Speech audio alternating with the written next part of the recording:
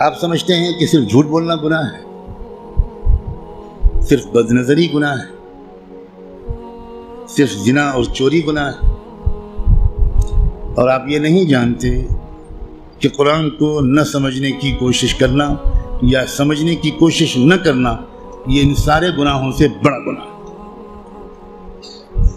آپ انجینئر ہیں، بڑے خوش ہیں کہ میں انجینئر ہوں، آپ ڈاکٹر بن گئے، بڑے خوش ہیں کہ میں ڈاکٹر ہوں، آپ تاجر بن گئے اور آپ خوش ہیں کہ میں تاجر ہوں، اور آپ کو اس کمی کا احساس تک نہیں ہے کہ میں کتنا بڑا محروم انسان ہوں کہ میں اللہ کے کلام کو جو صرف میرے لیے آیا تھا وہ میں سمجھنے کی کوئی کوشش ہی نہیں کی میں۔ مسلمانوں کی اکثریت، غالب اکثریت، وہ جو 5 وقت کی نماز پڑھتے ہیں وہ بھی، جو روزہ رکھتے ہیں وہ بھی، جو اپنے کو دیندار سمجھتے ہیں وہ بھی،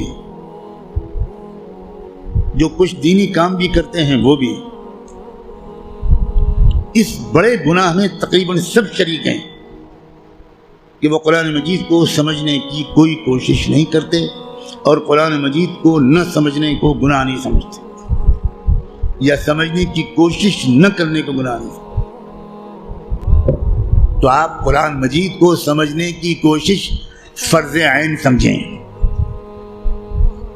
اور قرآن کو اب تک سمجھنے کی کوشش نہ کرنا یہ کبیرہ گناہوں سے بڑا گناہ سمجھیں۔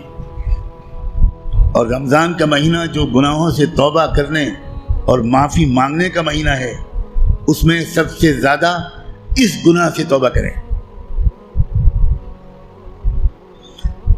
اللہ کے ہاں آپ کی بخشش اس سے کہہ کر نہیں ہوگی کہ اللہ حضرت میں تعلیم کے حلقے میں بیٹھتا تھا اور اس میں منتخب احادیث پڑھی جاتی تھی، اس میں فضائل نماز پڑھی جاتی تھی۔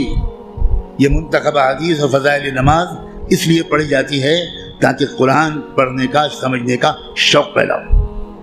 اور اگر کوئی کتاب قرآن مجید کے سمجھنے کی کوشش کے راستے میں ایک رکاوٹ بنتی ہے تو میں کہنے کی ہمت بھی نہیں کرتا، ضرورت بھی نہیں سمجھتا کہ وہ کتاب یا اس کتاب کو یہ درجہ دینے والا اللہ کے ہاں کدھر کھڑا کیا جائے گا۔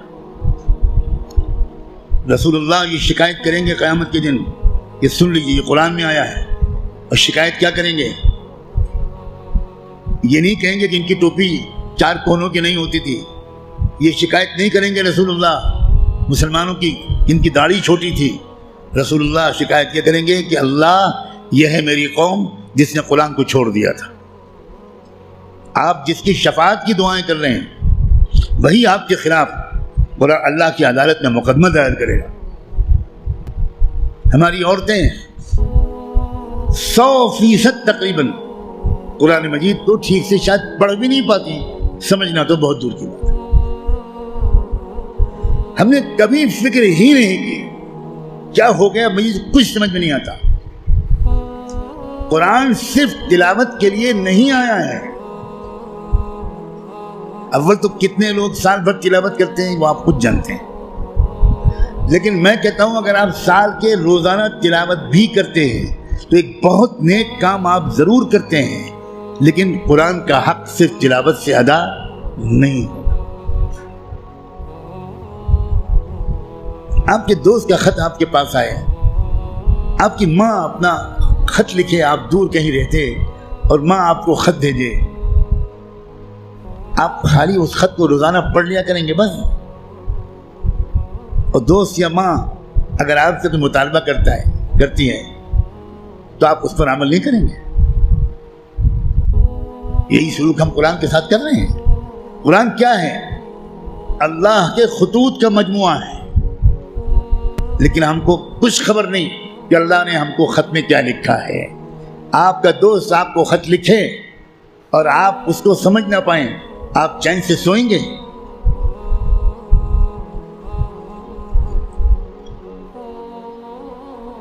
کسی کمپنی کا اشتہار آپ نے دیکھا، آپ نے اس کو اپنی درخواست بھیجی، وہاں سے جواب آیا، جواب ایسی زبان میں ہے جو آپ نہیں جانتے، آپ اس دن کھانا کھائیں گے اس خط کا مضمون سمجھنے سے پہلے؟ اب دوڑیں گے، بھاگیں گے، پتہ لگائیں گے کہ یہ فرانسیسی زبان میں خط ہے تو میرے شہر میں فرینچ زبان کون جانتا ہے؟ اور آپ اس کی خوشامد کریں گے کہ ذرا اس خط کو پڑھیے اور مجھے بتائیے کہ اس میں کیا لکھا ہے۔ 24 گھنٹے نہیں گزرنے دیں گے آپ، اس سے پہلے اس خط کو سمجھنے کی بھرپور کوشش کر لیں گے، اس کا جواب بھی لکھیں گے۔ لیکن قرآن ہے کہ 60 سال سے آپ کو پکار رہا ہے، اللہ کا خط ہے کہ 70 سال سے آپ کو آپ پاس آ رہا ہے، لیکن آپ نے ایسے کان بند کر رکھے ہیں، ہمیں کوئی دلچسپی نہیں اللہ کے خط سے، اللہ کہتے رہیں ہمیں کوئی دلچسپی نہیں، ہم بہت مشغول ہیں، ہمارے پاس فرصت نہیں ہے، ہم بڑے کامیاب تاجر ہیں، ہم اسٹوڈنٹ ہیں، ہم پروفیسر ہیں، ہم ڈاکٹر ہیں، ہم انجینئر ہیں، ہم پولیٹیکل ایکٹیوسٹ ہیں، ہم جرنلسٹ ہیں، ہم اخبار میں کام کرتے ہیں، ہم کہاں قرآن کا ترجمہ پڑھ پائیں گے؟ بھئی ہمارے پاس کہاں اتنا وقت ہے؟ بھگتے گا ہر وہ انسان، ہر وہ مرد اور عورت جو قرآن مجید کو سمجھنے کی کوئی کوشش نہیں کرتا اور قرآن کے مطابق اپنے آپ کو ڈھالنے کی کوئی سیریس کوشش نہیں کرتا، خون کے آنسو روئے گا وہ شخص، خون کے آنسو روئے گا۔ ایسا شخص تو جب قرآن کی تلاوت کرتا ہے تو قرآن اس پر لعنت بھیجتا رہتا ہے۔ اب غور تو کریں، رب قارئ للقرآن والقرآن یلعنہ، یہ میرے باپ کی اور پیر کی کہی ہوئی بات نہیں ہے، یہ بات صادق و مصدوق رحمت دو عالم صلی اللہ علیہ وآلہ وسلم نے کہی کہ قرآن بہت سے لوگ پڑھتے ہوتے ہیں اور پڑھنے کے درمیان قرآن اس پر لعنت بھیجتا ہے، اے اللہ یہ مجھ پر یہ پڑھ رہا ہے، اس پر لعنت۔ اب قرآن کی لعنت پر اللہ تعالیٰ قبول نہیں کریں گے؟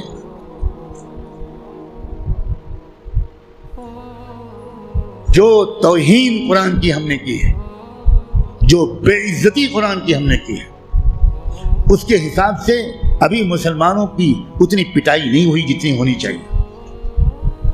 آپ اتنی پٹائی پر پریشان ہیں، ابھی تو شروع ہوئی ہے پٹائی، پھر دیکھیے گا آئندہ کیا ہوگا۔